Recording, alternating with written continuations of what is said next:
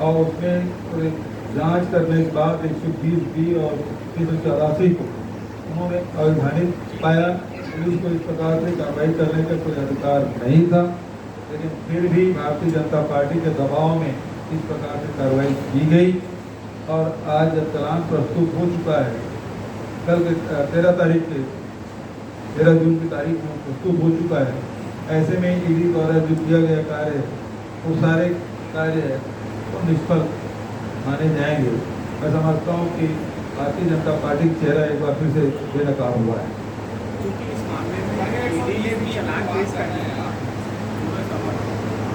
120 को साजिश करार दिया है, कार्रवाई उसमें राज्य सरकार अब आगे क्या करेगा, कोर्ट में उसको लेके जाएगी मामले। देखिए, ये तो अब ये है कि चालान प्रस्तुत हुआ कर्नाटक के कोर्ट में, तो अब वो चालान के आधार पर ही आगे बहस होगी और बहस के बाद हमें पूरा न्यायालय पे विश्वास है और न्यायालय तो बेहतर मेरी सबको माने हो। लेकिन जो बदले की भावना से कर्नाटक की पुलिस कार्रवाई कर रही थी भाजपा सरकार के दबाव में, वो निष्पक्ष जांच करने, विस्तृत जांच करने के बाद इन दोनों धाराओं को हटा दिया। चालान ईडी ने पेश कर दिया है यहाँ हाईकोर्ट हो गए इस मामले में, ऐसे में इस कर्नाटक में जो वापस हुआ है उसके बाद आगे की भी राज्य सरकार में सीधी बात यह है कि यदि प्रेडिकेट अफेंस जिस आधार पे आप जांच कर रहे हैं वही खत्म हो गया, बचत जांच के जांच भी कुछ नहीं माना जाएगा। और भले ईडी आईटी भले कोई लड़ाई लड़ते रहे कोर्ट में, न्यायालय में, लेकिन मूल आधार तो समाप्त हो गया। अब जब मूल आधार ही समाप्त हो गया है तो आप जो भी कार्रवाई करेंगे वो उसमें कोई वैधानिक स्थिति नहीं बनती। आदि पुलिस को लेकर भी एक सवाल था, आदि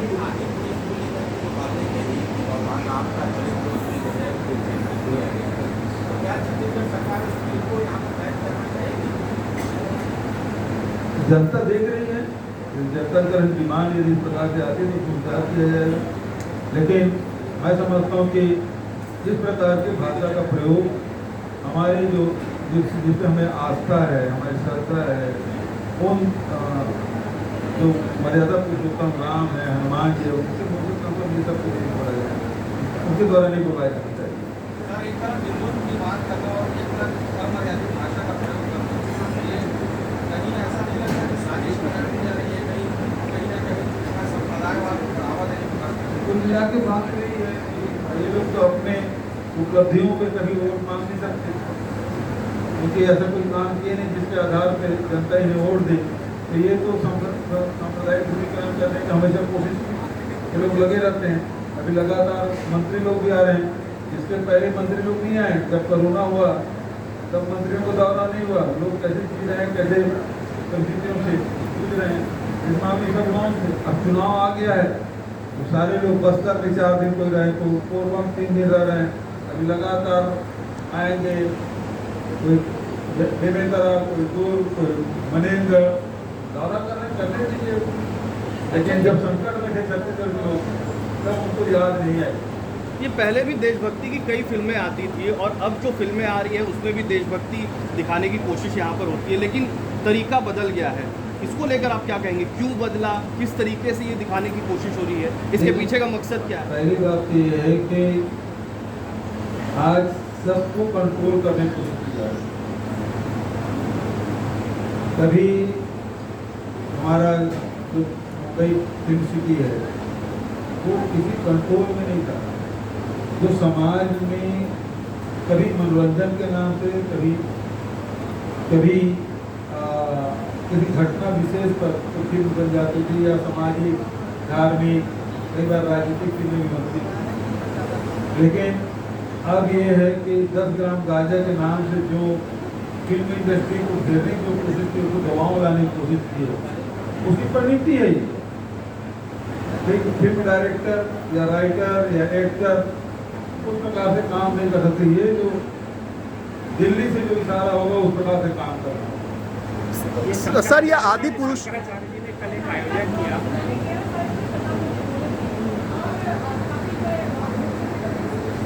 इसके बारे में क्यों मौन है? वही तो मैं कह रहा हूँ, जब दूसरे फिल्में थे, जब कश्मीर और केरल, इसमें जब पिक्चर बनी तो सारे बड़े नेता बयान देते, लेकिन ये जो पिक्चर बनी है और हमारे आराध्य देव के मुँह से इस प्रकार के शब्दों के वाचन कराए जा रहे हैं, इसमें मौन क्यों?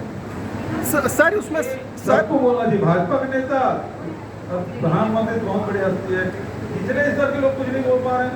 सर ये संयुक्त राष्ट्र की मांग जब लगातार हो रही है, विधायक ने भी एक समर्थन कर दिया है। देखिए ये चीज है कि जब अमित शाह जी मीडिया में आके सीधा बोले हैं कि देश है वो सिद्धांत के अनुसार चलेगा, तो जो लोग मांग कर रहे हैं उनके पास जाकर बोलना चाहिए।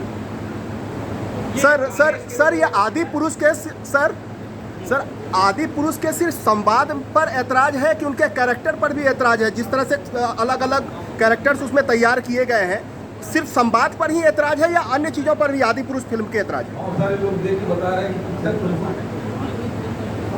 सर ये आरएसएस ने आज एक प्रेस कॉन्फ्रेंस की है, उसने कहा है कि छत्तीसगढ़ में विदेशी फंडिंग हो रहा है और इससे धर्मांतरण हो रहा है। 15 साल सरकार से आप क्या किए? अब विदेशी फंडिंग हो रहा है, भारत सरकार को रोक लगा है, ठीक कैसे आ रहा है? यदि विदेश से पैसा आ रहा है तो भारत सरकार इसलिए जिम्मेदार है, वो तो अपने सरकार पे सवाल उठा रहे हैं। यदि विदेशी फंडिंग हो रहा है, भारत सरकार के बिना संबंधित आ नहीं सकता यहाँ, यदि आ रहा है तो मुझे इसकी जानकारी नहीं है। आरएसएस ने ऐसा कहा है। आरएसएस ने तो अपने केंद्र सरकार पे भी सवाल निशान लगाया, ठीक है।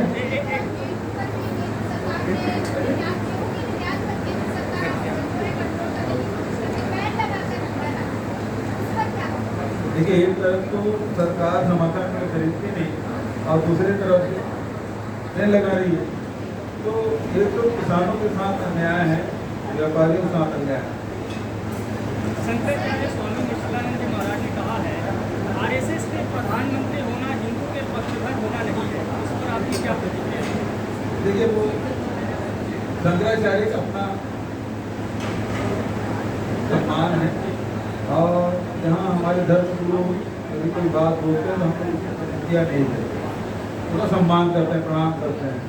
कई बार किसी चीज़ से सहमत हो नहीं हो एक अलग बात है, लेकिन शंकराचार्य हम उसका सम्मान करते हैं। मैं उसकी किसी बात का न प्रतिवाद करता हूँ न विरोध करता हूँ। उसका कहना है कि प्रधानमंत्री नरेंद्र मोदी आरएसएस के प्रधानमंत्री हैं। तो प्रधानमंत्री पूरा देश का होता है और फिर आप लोग निचलानंद जी और मुझे खड़ा कर दोगे, तो ये मतलब आप लोग ऐसा ना करें। हमारे धर्म गुरुओं के सामने मैं हमेशा प्रणाम करता हूँ, सम्मान करता हूँ मंचों में।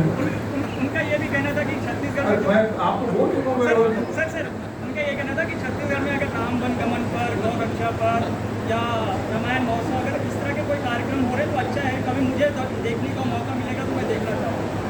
बिल्कुल, छत्तीसगढ़ तो हमेशा भ्रमण में आते रहते हैं और कार्यक्रम होते रहते हैं, तो यदि आते हैं हमको खुशी होगी।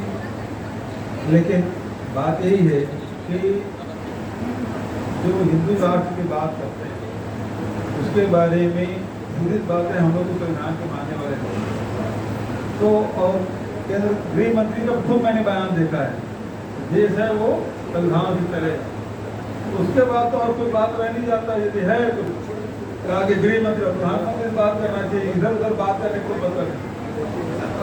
चाहे धर्मांतरण का मामला हो, चाहे गिरफ्तारी का मामला हो, सब केंद्र से जुड़ा हो।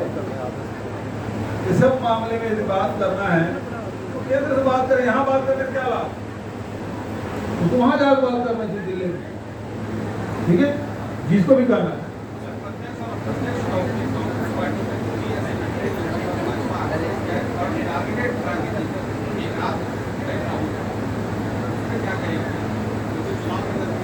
भाई राहुल जी बिल्कुल सत्य के रास्ते में चल रहे हैं और जो बात है विवाद करते हैं और राहुल जी हम बात करता है, इससे हमला होता है। सर इस बार पॉलिटिकल पार्टियां बहुत ज्यादा आ गई है सर, क्या इस बार पॉलिटिकल नई पार्टियां बहुत सारी आ रही है कुछ चुनाव समय तो आते ही हैं, तो मैं ये चुनाव बात से चले जाएंगे, ठीक है 3-4 महीने आप लोग मनोरंजन करिए।